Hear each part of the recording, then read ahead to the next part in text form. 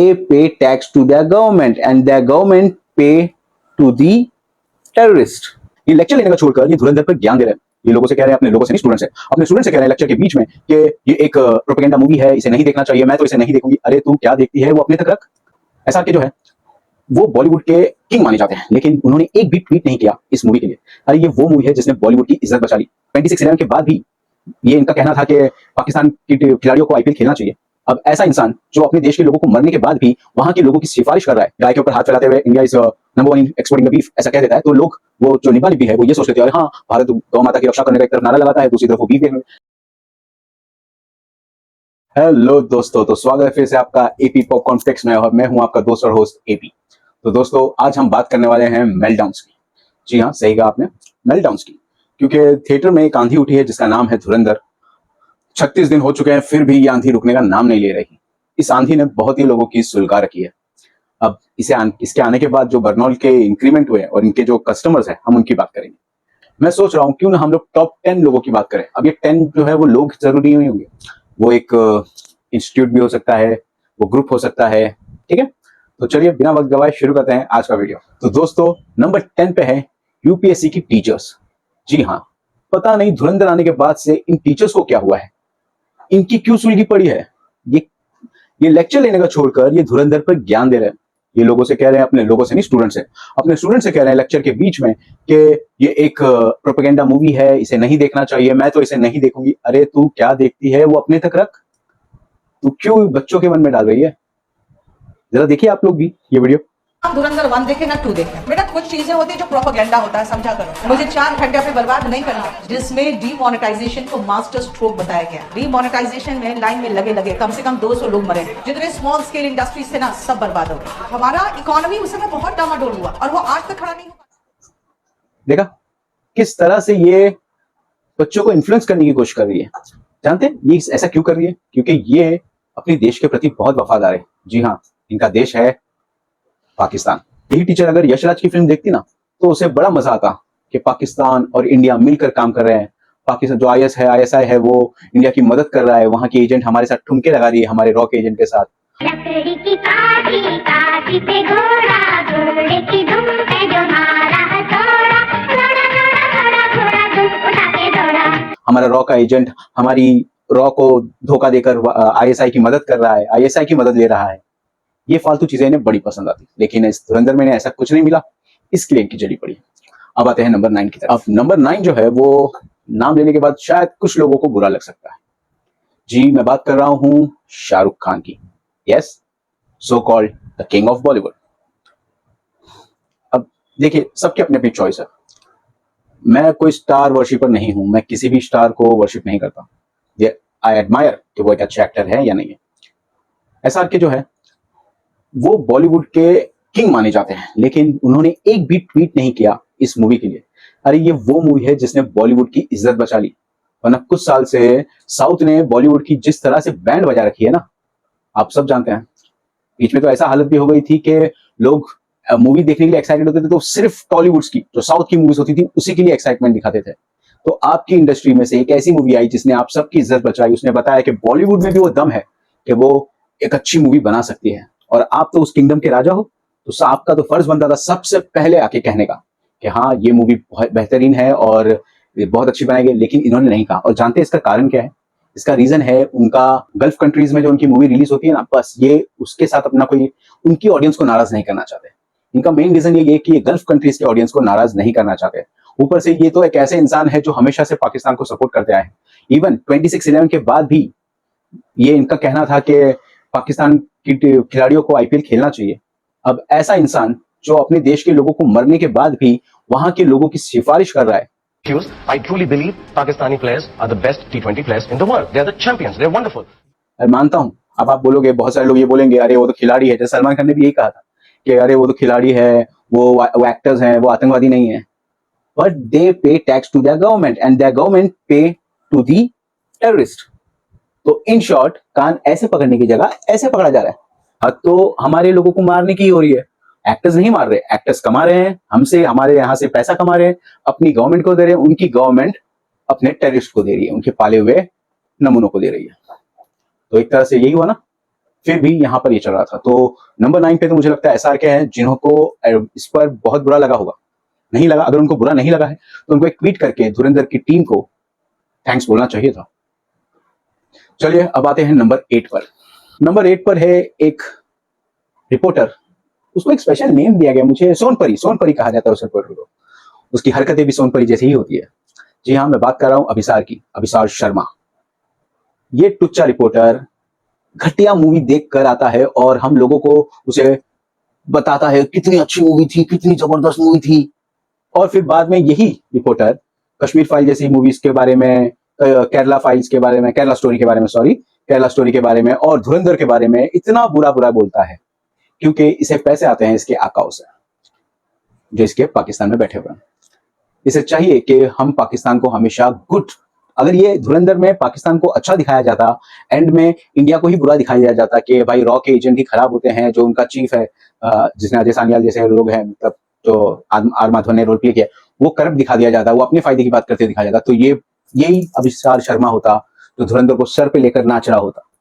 लेकिन इसकी जली पड़ी है क्योंकि इसमें इसके नाजायज बाप को बुरा दिखाया गया है, जी पाकिस्तान को। ठीक है, अब बात करते हैं नंबर 7 की, अबू आजमी। वैसे ये नाम इतना इंपॉर्टेंट तो नहीं है, लेकिन बहुत सारे लोग इसको जानते हैं। एक वकील है। मुझे तो ये नजर में तब आया जब मुझे पता चला ये आयशा ताकिया का ससुर है, और ससुरा क्या कहता है, जरा सुनिए। यार ये सारी चीजें झूठ है, ऐसी फिल्में बिल्कुल चलना नहीं चाहिए, बनाने वाले को जेल में भेज देना चाहिए। क्राइम क्रिमिनल केसेस थे, ठीक है, अतीक अहमद तो जेल भेजते, फांसी दे देते आप, जिस तरह मार दिया गया ऐसा शायद पूरी दुनिया में कभी आज तक नहीं हुआ होगा। और आप जो है, अतीक अहमद तो थे इसके पहले MP बने थे, MLA कई बार रह चुके हैं, जनता नोट कैसे दिया उनको, और आप ISI के में जुड़े हुए थे, फेंक कर दी जाते थे, जेल क्यों नहीं भेजा, मुकदमे क्यों नहीं चले। इसकी सोच बता रही है, इसकी बातें बता रही है कि धुरंधर से कितना जला भुना बैठा है, तो इसे भी एक नंबर स्पॉट हम दे देते हैं। नंबर 6, तो दोस्तों नंबर 6 पर है विशाल ददलानी। जी हाँ, ये टकला हर जगह जाकर ऐसे स्टेटमेंट्स देता है जिससे हमें शर्मिंदगी महसूस हो, हमारी कंट्री को भला बुरा कहता है, अपनी ही कंट्री को डिफेम करता है। कंगना रनौत का एक केस हुआ था जहां पर एक वुमेन ने उनको स्लैप कर दिया था, तो ये उसे जॉब देने की बातें करता है, तब इसे वुमेन्स के राइट्स या ये सब चीजें ध्यान में नहीं आती, ये अपने मोटो के लिए कुछ भी कर सकता है। तो विशाल ददलानी एक ऐसा नालायक बच्चा है जो हमारे बीच में मौजूद है। नंबर 5 पे है आरफा बेगम। जी हाँ, जो अफीम खाते खाते मूवी देखते हैं। हम और आप जब थिएटर में जाते हैं तो पॉपकॉर्न खाते हुए मूवी देखते हैं, लेकिन ये मेम साहब जब थिएटर में जाती है तो अफीम खाते हुए देखती है। अरे झटका लग रहा है, खुद सुन लीजिए, सुनिए। मैं अभी 4 घंटे तक अफीम खा के आई हूँ। जी हाँ, हिंसा की अफीम, नफरत की अफीम, वही अफीम जो करोड़ों लोगों को, करोड़ों भारतीयों को देने की कोशिश की जा रही है। इसलिए देखकर आ रही हूँ, इसलिए नहीं कि मुझे बड़ा इश्क है इस तरह की नफरत भरी खराब फिल्मों से जो आपको जहनी मरीज बना सकती हैं, इसलिए कि पब्लिक इंटरेस्ट में मैंने ये अपना काम बना लिया है कि आप लोगों को ये सूचित करूं कि किस तरह से जो धुरंधर 1 बनाई गई थी, जिस पर आप जानते हैं कि कितनी बुरी तरह मेरे ऊपर हमला किया गया था। देखा, दिल पे जख्म खाते खाते हुए इसे मूवी देखा है, इसे रोना आ रहा था। और ये मेरे मुंह से कुछ गलत निकल जाएगा, ये जो है आंटी, जो है पाकिस्तानी आंटी, ये हमेशा इसका एक अलग ही चलता रहता है। ये लोगों को ज्ञान देती रहती है कि ये मत करो, वो मत करो, लेकिन ये खुद सारी चीजें करती है। वेस्टर्न कपड़े से पहनने से लेके हुक्का पीने तक, मॉडलिंग करने से लेके, पिक्चर मना करती है मत देखो और खुद जाके पहला शो दिख के आती है। ये है इसकी सच्चाई। तो ये थी नंबर 5। अब बात करते हैं नंबर 4 की। नंबर 4 पे है खुद बॉलीवुड। बॉलीवुड एक ऐसी जगह है जो अपने ही लोगों को ज्ञान देता रहता है, अपने ही लोगों को बुरे लाइट में दिखाता है, और अगर उससे कुछ अच्छा काम हो जाए, किसी उनमें से बॉलीवुड के अंदर से ही किसी ने कोई अच्छा काम कर दिया, तो उसे साइड में खड़ा कर देता है, उसे पूरी तरह से निग्लेक्ट कर देता है, उसे अपने ग्रुप से ही मानो हटा देता है। पुष्पा 2 जैसी मूवी रिलीज हुई थी, तब ऑब्वियसली पुष्पा 2 एक बहुत ही क्लासी मूवी थी, तब भी प्रोपेगेंडा फैलाया गया कि ये भी एक सेक्सिस्ट मूवी है, मेल डोमिनेटिंग है, हस्बैंड को बहुत ज्यादा वो दिखाती है, वाइफ को बेचारे को एकदम आज्ञाकारी दिखाया है, पैट्रियार्कल है। ये सारी बकवास इसके बारे में बोली है। छपरियों की मूवी है। सोचिए, ये अपनी ही ऑडियंस को, जो बंदे मूवी देख रहे हैं, ये उनको कह रहे हैं। अगर मैं ओनर हूँ किसी होटल का, और वहां पर एक बंदा, मुझे करेले की सब्जी शायद पसंद नहीं, मान लो कि नहीं पसंद है, और एक होटल में कोई आता है और करेले की सब्जी खाता है, तो मैं कहूंगा ये तो गधा इंसान है जो करेले की सब्जी खाता है, ये तो बेकार इंसान है, गिरा हुआ इंसान है।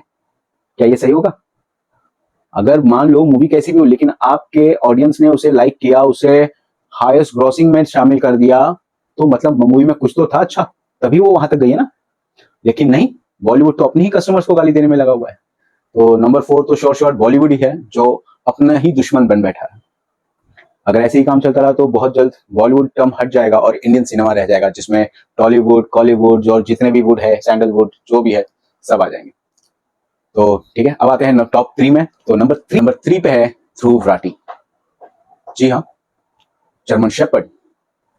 एक ऐसा इंसान जो रहता जर्मनी में है, लेकिन भारत की पूरी खबर रखता है, भारत के बारे में हर बात करता है, भारत में कुछ भी हो रहा हो ये पहले आ जाता है। एक पार्टी के खिलाफ बोलते बोलते ये, माफ करना लैंग्वेज के लिए, लेकिन ये चूतिया कब देश के खिलाफ बोलने लग जाता है इसे पता भी नहीं चलता। ये कहता है कि क्या हमें सड़कों की जरूरत है, क्या हमें हाईवेज की जरूरत है। अरे तू जर्मनी में रहता है, वहां पे बोलना, वहां की डेवलपमेंट में ध्यान दे। नहीं बोलेगा तू, क्योंकि तुझे पता है अगर तूने ऐसा कुछ बोला ना, लात मार के तुझे भगा दिया जाएगा। बहुत तरीके से ये प्रोग्रेस है। इसने जब धुरंधर 1 आई तभी भी अपना जहर उगला, धुरंधर 2 पे भी उगला, लेकिन इसे नहीं पता कि भाई इसे जो फॉलो करते हैं, अब इसके एडमायरर भी होंगे, निब्बा निब्बी है कुछ इसके फॉलोअर्स, तो आधी सच को सुनकर पूरा सच मान लेते हैं। गाय के ऊपर हाथ फैलाते हुए India is number 1 in exporting the beef ऐसा कह देता है, तो लोग, वो जो निब्बा निब्बी है, वो ये सोच लेते हैं अरे हाँ, भारत गौ माता की रक्षा करने का एक तरफ नारा लगाता है, दूसरी तरफ वो बीफ देख रहे हैं। लेकिन कोई नहीं देखता कि भाई वो बीफ की बात जब हो रही है, वो काऊ नहीं बफेलो की बात हो रही है। अब वो मीट तो मीट होता है, कोई भी जानवर का हो, वो आपका पर्सनल मैटर है, लेकिन ये गधा जो पोर्ट्रेट करने की कोशिश करता है ना, अभी लेटेस्टली इसने वीडियो निकाला था श्री राम के ऊपर कि श्री राम भी मांस खाते थे। इसने संस्कृत के वर्ड मांस का मीनिंग इसे पता होगा, ऐसा नहीं है कि इसे पता नहीं है और इसने गलती से वीडियो बनाया। इस हरामखोर को पता है कि क्या है, और फिर भी इसने ये वीडियो बनाया है। इससे नालायक इंसान कोई और नहीं है। इस जर्मन शेपर्ड को गले में पट्टा डालने की जरूरत है। तो चलिए इमोशंस पे कंट्रोल लाते हैं। इनके बारे में बात करते करते मेरा गुस्सा बढ़ जाता है। ठीक है, अब नंबर 2 पे है एक पॉलिटिकल पार्टी। जी हाँ, बात कर रहा हूं मैं कांग्रेस की। जब भी कोई ऐसी मूवी आती है ना जो लोगों को बहुत पसंद आती है, लोग उससे कनेक्ट कर पाते हैं, लोग सोचते हैं कि हाँ हमारे साथ में ये सब हुआ है, हमारे लोगों के साथ ये सब हुआ है, तब कांग्रेस पार्टी जो है ना, ये इसके खिलाफ बोलना शुरू कर देती है। वो हमेशा इन मूवीज को सीधा प्रोपेगेंडा का टैग लगा देती है, भले वो मूवी कैसी भी हो, प्रोपेगेंडा हो ना हो, कुछ भी हो, सही टॉपिक बात बता रही हो, अच्छी सही इंफॉर्मेशन दे रही हो, लेकिन ये सब उस पर अड़ जाते हैं कि भाई ये एक प्रोपेगेंडा है। और ये अभी से नहीं, ये बहुत पहले से चलता आ रहा है। ये बात करते हैं फ्रीडम ऑफ स्पीच की, लेकिन जब जरा सा कोई इनके बारे में सच बोल देता है तो इनके तन बदन में और विशेष स्थानों में आग लग जाती है और ये उसे सीधा प्रोपेगेंडा बोल देते हैं। इनके बहुत सारे नेताओं ने इसके बारे में बकवास की। तो चलिए अब आते हैं आखिरी नंबर पे। तो नंबर 1 पे है हमारे देश में ही बसने वाले कुछ लोग जो इसे देखे बगैर भी प्रोपेगेंडा कह देते हैं। मेरे समझ में नहीं आता, इसमें कोई भी चीज आपके खिलाफ नहीं बताई जा रही। इसमें पाकिस्तान के बिहेवियर को दिखाया जा रहा है, वहां की आर्मी को दिखाया जा रहा है, वहां के टेररिस्ट के बारे में दिखाया जा रहा है, इवन वहां के इंडिविजुअल्स के बारे में भी बात नहीं की जा रही। ये नहीं बताया जा रहा कि आम पाकिस्तानी कैसे होता है। वो आम पाकिस्तानी वहां पर, पहली बात, पूरी मूवी में आप देखिए कोई भी ऐसा कैरेक्टर नहीं है जो नॉर्मल पर्सन है, जो मतलब इन सब कामों में शामिल नहीं है। ठीक है, एक वो पुलिस वाले को भी दिखाया है तो उसे तो भी ईमानदार दिखाया ना, लेकिन जो उसके आसपास मेजर कैरेक्टर्स हैं वो सबको दिखाया है कि वो लोग टेररिज्म में कैसे इन्वॉल्व है, वो लोग अपने फायदे के लिए कैसे इंडिया पे अटैक करते हैं, कैसे वो लोग अपने ही देश को लूटते हैं। लेकिन फिर भी यहाँ के लोगों को इतनी सिंपैथी है पाकिस्तान के प्रति कि वो लोग फटाफट इसे प्रोपेगेंडा कह देते हैं और देखना भी पसंद नहीं करते, उसे देखना भी पसंद नहीं करते। और ऐसा नहीं है कि ऐसे बहुत सारे लोग हैं, नहीं, ये बस कुछ लोग हैं। पूरी कंट्री में अगर बोलेंगे तो 5 से 7% पॉपुलेशन ऐसी होगी जो भले ही रहती इंडिया में, खाते इंडिया में है और ये काम करते हैं पाकिस्तान के लिए, हेल्प करती है विदेशों के लिए। और इसमें ऐसा नहीं कि एक ही रिलीजन आता है, ऐसा ये बात भी नहीं है। इसके अंदर हर रिलीजन का बंदा शामिल है। हर रिलीजन का बंदा इसमें होता है जो अपने देश को छोड़कर उनके देश को या किसी और देश को सपोर्ट कर रहा होता है। तो ये वो लोग हैं जो नंबर 1 पे आते हैं, क्योंकि यही हमारे सबसे बड़े दुश्मन है और इनका ही मेल्टडाउन सबसे ज्यादा हुआ है। तो बात तो हमने मेल्टडाउन से शुरू की थी, लेकिन टॉपिक थोड़ा सा सीरियस हो गया। होपफुली नेक्स्ट टाइम मैं मूवी के चैनल में ऐसे सब वीडियो ना डालूंगा। अगर हो सके तो एक नया चैनल बनाकर वहां पर अपने थॉट शेयर करूंगा। तो ठीक है, this your host AP signing off, take care and see you again. Subscribe नहीं किया तो सब्सक्राइब कर लीजिए।